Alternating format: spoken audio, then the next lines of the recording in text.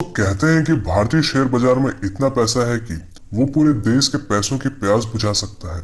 देखिए, ज्यादातर लोग शेयर मार्केट को ठीक से समझते नहीं है और उसके बारे में बुरा भला कहने लगते हैं, जैसे कि शेयर बाजार एक जुआ सट्टा के जैसा है। इसमें बहुत रिस्क होता है, इसमें पैसा सिर्फ किस्मत वालों का ही बनता है।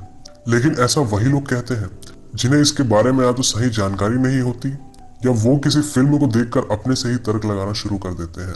और वही कोविड-19 के बाद यंग लोगों में इसकी रुचि ज्यादा दिखाई दी है, क्योंकि उस वक्त सभी के पास खाली समय था कुछ सीखने का, ऑनलाइन पैसा कमाने का। तो लोगों ने शेयर मार्केट की ओर अपनी रुचि दिखाई। पर कोविड के पहले तक कई लोगों को शायद ये भी नहीं पता था कि शेयर मार्केट होती क्या है। और कोविड के पहले हमारे इंडिया में मुश्किल से 10% लोग ही शेयर मार्केट में इन्वेस्ट करते थे, और वही यूएस में शेयर मार्केट में इन्वेस्ट करने वालों की संख्या 50% से भी ज्यादा है। क्योंकि भारत में लोगों को जानकारी कम है और लोगों के मन में ये भरा पड़ा है कि ये एक सट्टा बाजार है, या कई लोग रिस्क नहीं लेना चाहते। लेकिन रिस्क तो आपके जीवन में हर दिन है। शायद आप जानते होंगे कि हमारे देश में महंगाई दर, जिसे इन्फ्लेशन रेट कहते हैं, वो हर साल 10% के रेट से बढ़ रहा है। यानी कि आज जो वस्तु 100 रुपए की है वो अगले साल 110 रुपए की हो जाएगी। और पेट्रोल डीजल के दाम तो आप सब देख ही रहे हैं। और हर आदमी अपना पैसा बैंक में डालकर ये सोचता है कि हमने सेविंग्स की है। पर बात को थोड़ा समझिए कि बैंक में पैसा जमा करने से वो बढ़ेगा तो बिल्कुल नहीं, बल्कि इस महंगाई के जमाने में उल्टा घट जाएगा।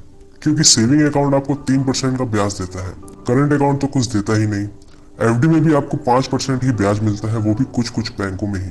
और अगर आप अपने पैसों को बैंक, एफडी जैसे जगहों पर रखने का सोच रहे हैं तो इससे आप सालाना 5 से 6% घाटे में ही रहोगे। और रियल एस्टेट और गोल्ड में भी आपको 8 से 9% की ही रिटर्न मिलती है।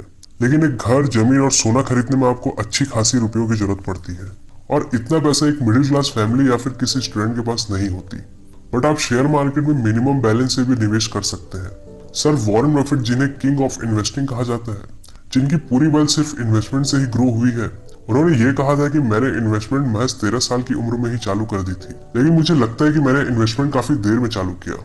खैर, आपको सिर्फ थोड़ा स्मार्टली वर्क करना पड़ेगा, जिससे आप भी अपनी अच्छी खासी वेल्थ क्रिएट कर सकोगे। अब आते हैं हम मेन पॉइंट पर कि शेयर मार्केट आखिर क्या होती है और काम कैसे करती है। दोस्तों, शेयर मार्केट का मतलब है हिस्सेदारी बाजार, जहां पर शेयर का मतलब होता है हिस्सेदारी और मार्केट का मतलब बाजार। जैसे हम बाजार जाकर सामान, सब्जी वगैरह खरीदते हैं, वैसे ही शेयर बाजार में हम कंपनी की हिस्सेदारी को खरीदते और बेचते हैं। दोस्तों, अब बात करते हैं कि शेयर बाजार काम कैसे करती है। इससे पहले एक सिंपल एग्जांपल से समझते हैं। ये बिल्कुल आपके अपने बाजार जैसा ही है, या आप कह सकते हैं कि ये एक ऑक्शन मार्केट की तरह है। ऑक्शन मार्केट मतलब नीलामी बाजार, जहां कुछ यूनिक सामानों की नीलामी की जाती है और खरीदने वाला अपनी बोली लगाकर उस सामान को खरीद लेता है। अगर उस सामान की वैल्यू ज्यादा है तो जिस इंसान की बोली सबसे ज्यादा होगी वो सामान उसका हो जाएगा। दूसरे एग्जाम्पल में हम अपने सब्जी बाजार से समझते हैं। दोस्तों, ठंडी में अंडों की मांग ज्यादा बढ़ जाती है, जिसे हम डिमांड कहते हैं। और वही गर्मियों में या कोई फेस्टिवल सीजन जैसे नवरात्रि, दिवाली के समय अंडों की कीमत सस्ती हो जाती है, क्योंकि इसकी मांग कोई नहीं करता और दुकानदारों के पास भी इसकी बहुत सी मात्रा पड़े रह जाती है। मतलब कि जिस वस्तु की मांग ज्यादा है और सप्लाई कम है तो उस वस्तु की कीमत में वृद्धि होगी, और जस्ट इसके ऑपोजिट, जिस वस्तु की सप्लाई ज्यादा है और डिमांड कम है उस वस्तु की कीमत घटेगी। तो ऐसा ही बिल्कुल शेयर मार्केट भी काम करता है। जिन शेयरों की डिमांड ज्यादा होती है तो उसकी कीमतों में भी बढ़ोतरी होती है, और जिन शेयरों की डिमांड कम होती है, जिसे कोई लेना नहीं चाहता, तो उसकी कीमत भी गिरते जाती है। अब हम बात करते हैं कि शेयर बाजार में निवेश कैसे करें। दोस्तों, भारत में प्रमुख 2 एक्सचेंज है। एक्सचेंज मतलब आप एक दुकान समझ सकते हैं, जहां भारत की कुल 5000 से भी ज्यादा कंपनियों की शेयर खरीदारी और बिकवाली के लिए लिस्ट होती है। तो इनमें से एक है बीएससी, जिसका पूरा नाम है बॉम्बे स्टॉक एक्सचेंज, और दूसरा है एनएसई, जिसका पूरा नाम है नेशनल स्टॉक एक्सचेंज। और दोस्तों, सेंसेक्स बीएससी में लिस्टेड कंपनियों की कीमतों को दिखाता है और निफ्टी 50 एनएसई में लिस्टेड कंपनियों की कीमत को दिखाता है। सेंसेक्स में भारत की 30 सबसे बड़ी कंपनियां शामिल होती हैं और निफ्टी 50 में भारत की 50 टॉप की कंपनियां शामिल होती हैं। तो पहले के जमाने में जब इंटरनेट उतनी नहीं थी, तब लोगों को शेयर खरीदने के लिए एनएसई बीएससी जाना पड़ता था। लेकिन आज सब प्रोसेस ऑनलाइन हो गया है। आप घर बैठे ही किसी भी कंपनी के शेयर खरीद सकते हैं, लेकिन इसके लिए आपको एक अकाउंट की जरूरत पड़ती है, जिसे डीमैट अकाउंट कहते हैं। डीमैट अकाउंट बनाने के लिए कई सारे प्लेटफॉर्म मौजूद हैं, जैसे कई सारे बैंक ही प्रोवाइड कराते हैं और कुछ प्राइवेट ब्रोकर्स भी मौजूद हैं। ये ऑनलाइन ब्रोकर प्लेटफॉर्म बहुत से मौजूद हैं, जैसे जीरोधा, एंजल ब्रोकिंग, अपस्टॉक्स और भी बहुत सारे, जिनकी कुछ मिनिमम सी फीस होती है। इनके जरिए आप डीमैट अकाउंट बनाकर किसी भी समय इन्वेस्टिंग शुरू कर सकते हैं।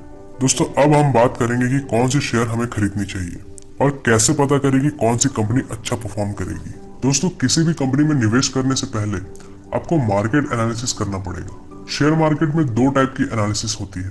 पहला है फंडामेंटल एनालिसिस और दूसरा है टेक्निकल एनालिसिस। तो दोस्तों फंडामेंटल एनालिसिस में आप कंपनी के परफॉर्मेंस चेक करते हैं, उनकी बैलेंस शीट चेक करते हैं, मैनेजमेंट चेक करते हैं, उसके प्रोडक्ट चेक करते हैं और कंपनी के बिजनेस को एनालिसिस करते हैं। और दोस्तों fundamental analysis long term investment के लिए काम आती है और टेक्निकल एनालिसिस में आप कंपनी के शेयर प्राइस की चार्ट को एनालिसिस करते हैं। इसके अंदर भी कई तरह के एनालिसिस होते हैं, जैसे कई सारे टूल्स लगाकर या डिमांड और सप्लाई जोन का अंदाजा लगाकर। यदि आप शेयर मार्केट में नए हैं और आपको नहीं पता कि कौन सी कंपनी में निवेश करना है, तो निवेश करने से पहले आपको एनालिसिस करना सीखना पड़ेगा। और यदि फिर भी आपको निवेश करने की जल्दी है, तो आप उन कंपनीज में निवेश कर सकते हैं जो थोड़ी नामी गिरामी कंपनीज हो, क्योंकि लॉन्ग टर्म में ये कंपनी आपको नॉर्मल रिटर्न दे ही देंगी। दोस्तों अब जानते हैं शेयर मार्केट से जुड़ी कुछ इंपॉर्टेंट फैक्ट्स के बारे में। दोस्तों दुनिया के सबसे महान इन्वेस्टर वॉरेन बफेट ने जब पहली बार एक कंपनी में इन्वेस्ट किया था, तो उन्होंने कुछ सोचा नहीं था। बस उन्होंने उसी कंपनी में निवेश किया था जिस कंपनी का प्रोडक्ट वो खुद यूज करते थे। लेकिन जब उन्होंने शेयर खरीदा तो अगले ही दिन कंपनी के शेयर प्राइस नीचे आ गए और कम से कम 6 महीने तक उन्हें कोई भी मुनाफा नहीं दिख रहा था। ऐसे में वो डरने लग गए थे और सोचने लगे कि क्या मैंने गलत कंपनी खरीद लिया या मेरा फैसला कहीं गलत तो नहीं था। तो ये डर उन्हें खाया जा रहा था। तो जब करीब 10वें महीने में कंपनी का शेयर प्राइस ऊपर आया, तो उन्होंने अपने ही खरीदे हुए प्राइस पर बेच दिया, ये सोचकर कि चलो मुझे घाटा हो रहा था, इससे अच्छा मैं बिना घाटे और बिना फायदे के ही निकल जाता हूँ।